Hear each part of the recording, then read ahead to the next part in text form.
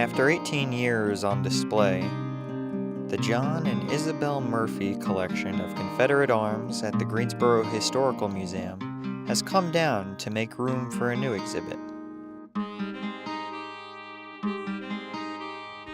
The collection featured over 150 long arms, ranging from many different corners of North Carolina and of the southern states as a whole. Here's one called Piedmont Rifles. These were all locally made. There was a manufactory on Rock Creek in Guilford County called the Clapp Gates and Company, and they produced a lot of rifles, although there are very, very few of them available today. As we were beginning to open the collection, one of the members of that family that produced those rifles came forth and gave us one that was one of the best we had ever seen. A lot of these parts that you see and tools came from the Clapp and Gates factory, and there was a factory in High Point, and there was a factory in Rockingham County, and then of course I mentioned the Tarpley company, Tarpley Garrett and Company, that produced quite a few of them here. And the Tarpley is probably the rarest and most expensive of all of them if you had to acquire them today. This is a wall plaque showing the different armory locations that are represented with Dr. Murphy's rifles, and that was the beginning of where when we started to design the exhibit, because we use this as a guide. And as you can see, there are just a lot of them. They were in the South, beginning up here with Harper's Ferry, all the way out to Tyler, Texas. And all of these particular armories are represented in Dr. Murphy's collection. Today we are speaking with Bill Moore, former director of the Greensboro Historical Museum, who will enlighten us on the different types of weapons, memorabilia, artwork, and other fascinating facts.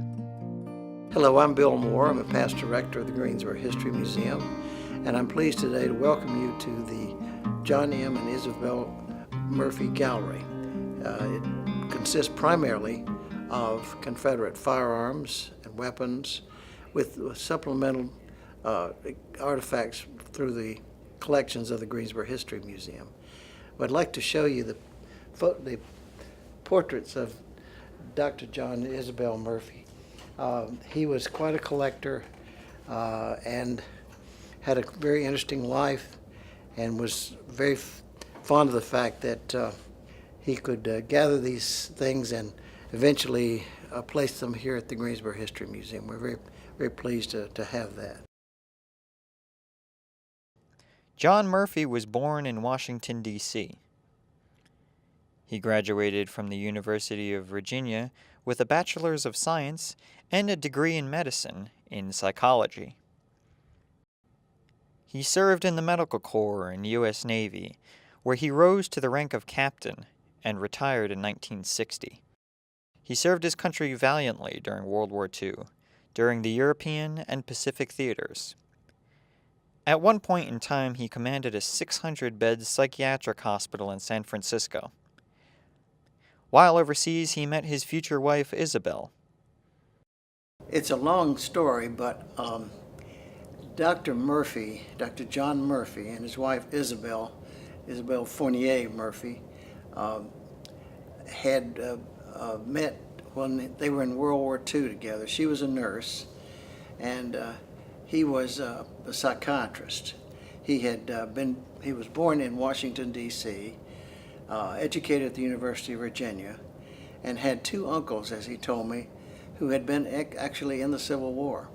And they regaled him with stories of their actions and the scenes that they saw, and it enthralled him. And so he always kept that interest going in his mind. And after they were married, right after World War II, they moved to La Jolla, California. And at that time, La Jolla, California was just a place on the coast of California. Now it's become quite a place to be. And so they built a small house I think in 1952. The interest for him, of course, nurtured by his two uncles, began when he started collecting Union carbines. That is the firearm that the cavalry would have used on horseback. Another of Dr. Murphy's accomplishments was the fact that he was an author of at least two books. One with Howard Mattis, who was a curator at the Buffalo Bill Historical Collection in Cody, Wyoming, and he wanted to share his knowledge with the world on what he had learned. So he wrote at least two books that I think are significant: the Confederate Carbines and Musketoons, and the other one was Confederate Rifles and Muskets. And he was very proud of the fact that his wife Isabel did the research and the editing for these books. Museum has had several over the years. They're now becoming quite rare, and will serve, though, as scholarly publications for the future researcher. Three of the finest pieces are represented in this case beside their portraits, because there's the one on the bottom is the Tarpley carbine made here in Greensboro. Then there's the Morse carbine, and then there's another Cook and Brothers from New Orleans that's shown here. And these are practically unfired, extremely rare, and the Morse carbine that's there was made in South Carolina, and it was actually used in a skirmish in South Carolina. And the owner, after the war, had an inscription made on where it was actually used in the skirmish that took place there.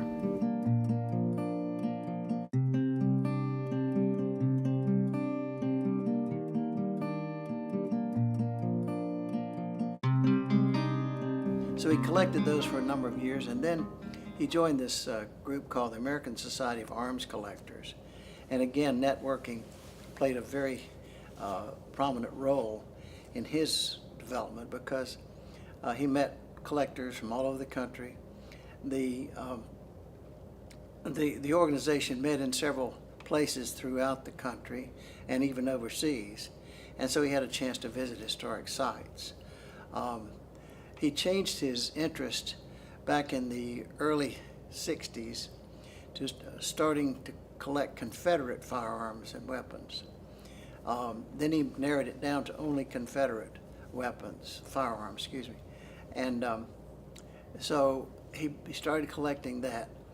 I had heard from someone, a friend, that, as I remember, that said he had a Tarpley carbine, which was made here in Greensboro, exclusively in Greensboro, and so we did not have one. I asked him if I'd met him in Winchester, Virginia one time, and I asked him if would he consider donating that carbine to the museum someday. He said, well, I'll think about it. And when he wrote me a letter saying he had decided not to do that at this time, there was a picture of that carbine on his letterhead, so I knew he felt this was a very special piece for him, so I understood. In the meantime, the opportunity came up from a collector in Pennsylvania that had a Tarpley carbine, and one of the Greensboro foundations purchased that for the museum, and so we took that in. Well, as it happened, two of Dr. and Ms. Murphy's friends lived in Greensboro, Mr. and Ms. Warren Moore. He was living in New Jersey, and his wife Jean was from Mississippi, and they were with a company then called Western Electric. And he had been an engineer with them and had climbed the ladder pretty well, and was getting ready to retire. And they said, well, we're going to transfer you to Greensboro from New Jersey. So they came down, built a very nice house out on Ellsworth Road, and moved down here. and began to go to various sites around North Carolina. And one of their favorite sites was the Greensboro History Museum. And so we got to know them. My wife and I got to know them very well. And as it happened, they happened to be friends with Dr. and Mrs. Murphy. And Dr. and Mrs. Murphy came from La Jolla to visit the Moores. And as Warren Moore told me, he said to Dr. Murphy, "Come on, I'm going to take you to someplace you're going to like." So they brought them here. I got to meet them again, get reacquainted with Dr. Murphy. And that developed a friendship over the years that he would invite my wife and me to La Jolla, and they would come here and stay with us. Warren and Jean Moore passed away, but they still came to Greensboro. And so without my asking at all, one day he said, I've been looking for a museum on the East Coast to place my collection, and people have told me that it's the best of its kind in the world. Would you consider taking it for your museum, free of charge, as a donation, either before I pass away or in my will?" As it happened, Mrs. Murphy told me one time that she was tired of them being around the house because he had them lined up in the hallway, on racks and on the wall and everywhere. And he had become actually quite wealthy at that time, had some good investments, and he was a psychiatrist. His father had been a psychiatrist before him, and his father also had been in the war. Dr. Murphy's father was on a subchaser in World War I, and then Dr. Murphy was on a warship in the North Atlantic in World War II. So there was quite a connection there. And there were no children involved, and only some nephews that occasionally came to see them. As it happened, I took it to the Board of Trustees and brought the situation to them. And they said, yes, it would be something we would like to certainly pursue.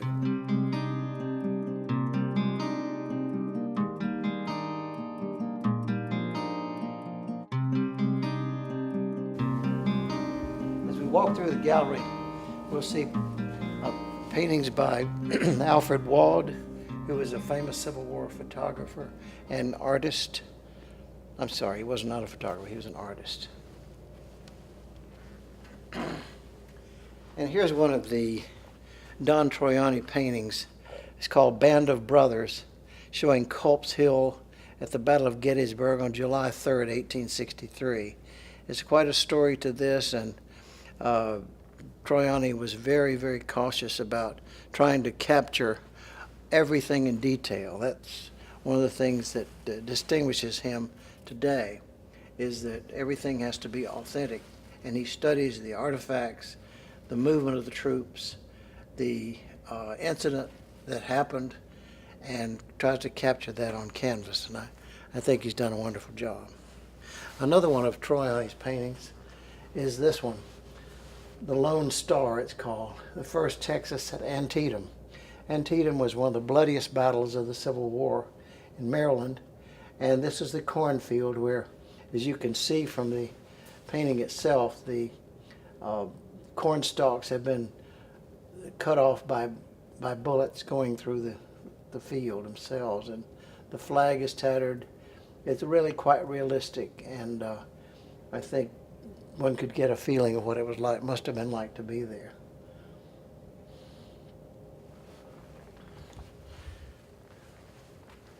Coming over here, moving further away, is Tennessee. And Tennessee is very special because it was the Army of the Tennessee that surrendered here in Greensboro in 1865. The negotiations actually took place in Durham at Bennett's Durham Station at Bennett House. But we think that some of these rifles that Dr. Murphy collected probably were used here. And at some point I would like to see a revival of this exhibit in which they were emphasizing the guns that were stacked in Greensboro, and I feel almost certain that some of these were actually surrendered here in Greensboro. We have a checkerboard that was actually made from a caisson of a wagon, and we have an iron kettle with tongs and a canteen that was found on the Allred farm in Randolph County, and the family preserved it just like it was. They said that after the troops had camped there in 1865, one of the young men, actually a boy, went out and retrieved these and kept them and remembered the story and passed it on through the generations. Then we see South Carolina. This is the firms of the Palmetto Armory, which was another famous armory in Columbia, South Carolina, and the Greenville State Works. These were pieces that were made there. Dr. Murphy collected all kinds of variations of those pieces, and in many cases, the inscription on some of these rifles are indicative of the battles that they went through. Here is the Greenville State Works as well, and this is the Morse carbine. Now these are quite rare, and we're fortunate to have a sequence of them, and even the box that some of these came from, that it was stored. And so we have tried to emphasize that with the design that the Morse carbine had, which was, I think, very advanced in its time. It begins to remind you of the Winchester rifles that were shown and developed several years later. But the box with these Morse carbines are really quite rare. And this was one of the rifles that was used at the Battle of Bentonville, the last big Confederate battle of the war in North Carolina.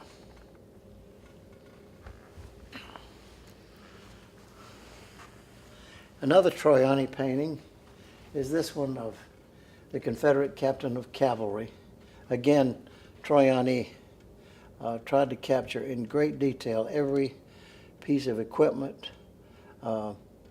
spurs, horse equipment, and uniforms as well in bringing his subjects to life.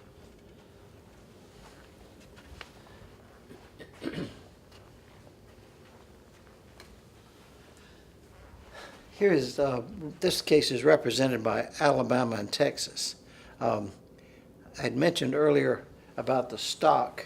There's one of the stocks in raw form that was to be carved at the Dixon Nelson Company factory by an African American. And then we have a lot of the rifles that were made at the Mobile Depot,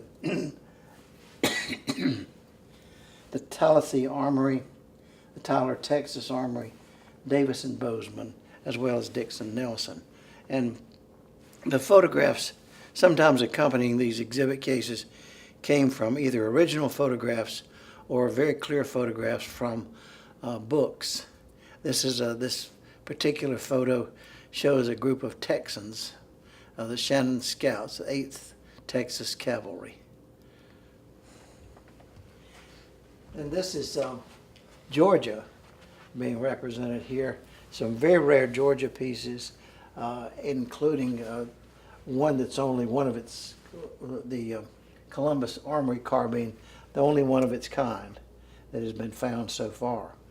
One of the museum pieces that was here before Dr. Murphy gave his collection was this chair that was owned by a surgeon,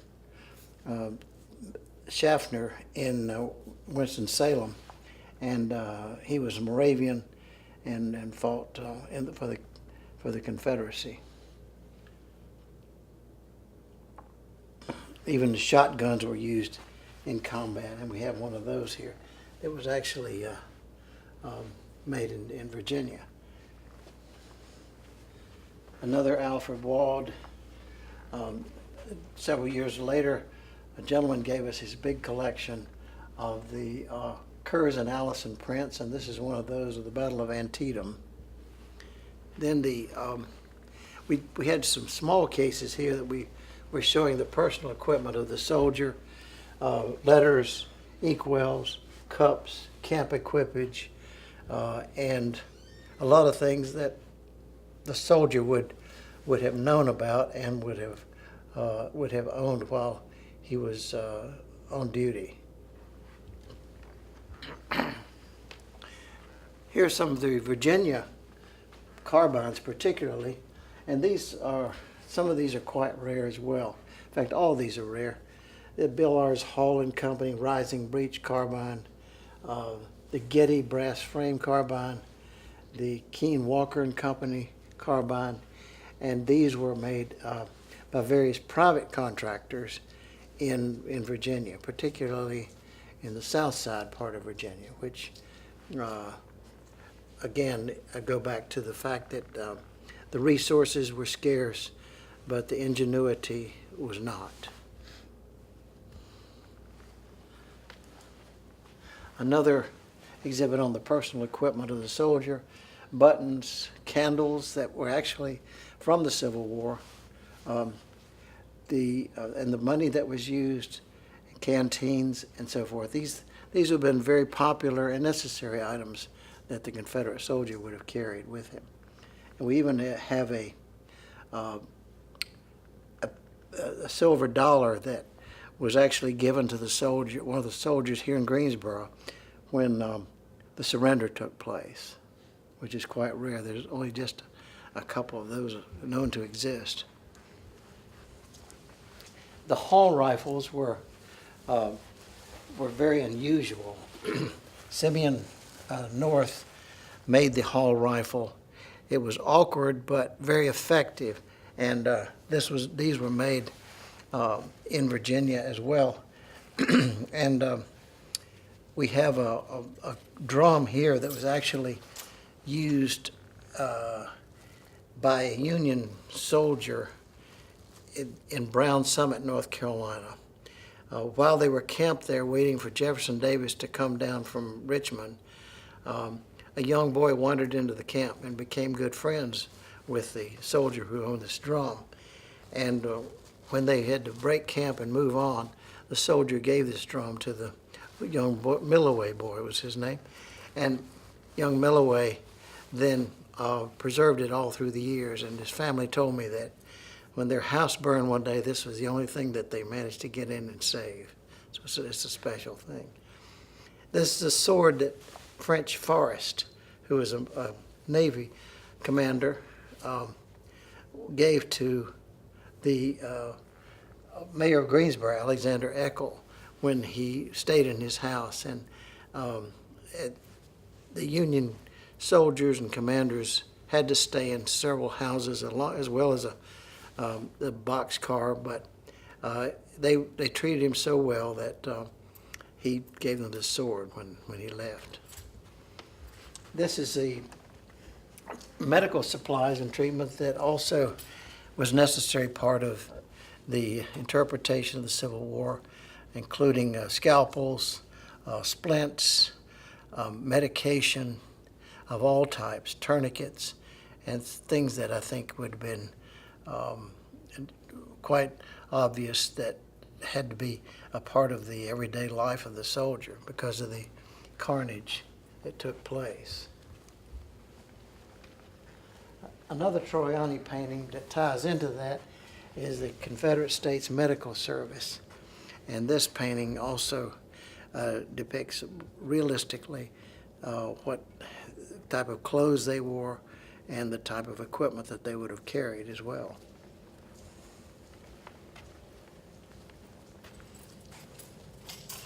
These were also made in Virginia. This is the Virginia Armory case.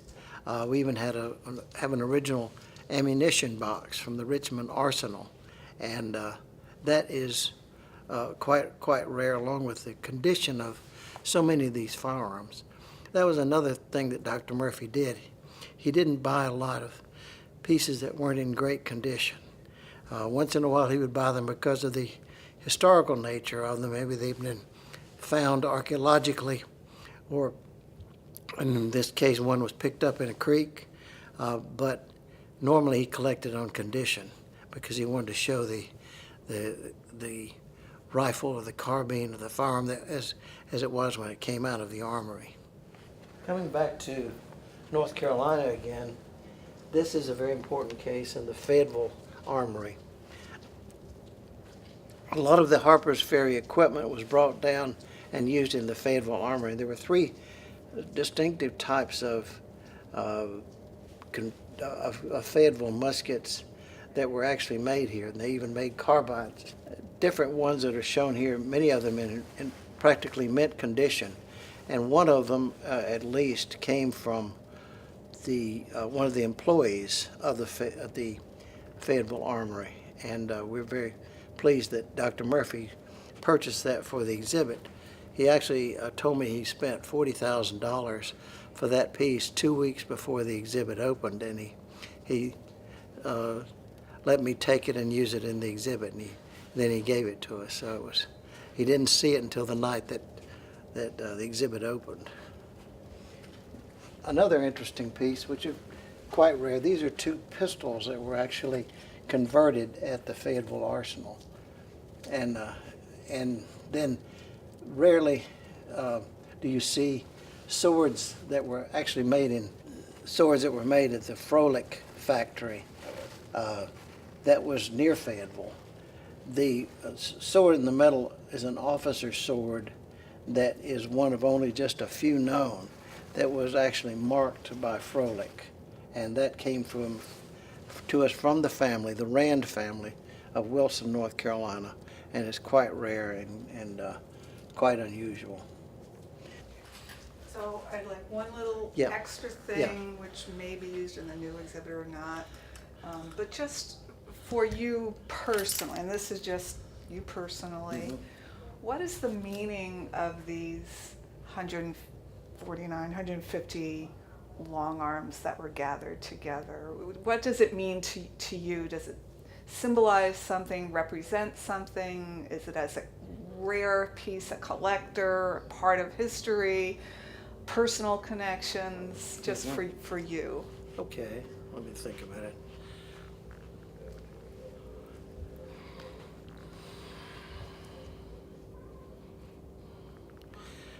This collection represents so many facets of history, and not only the development of technology, and also the fact that there was a conflict in the United States that would never be forgotten and perhaps would always be affected by it.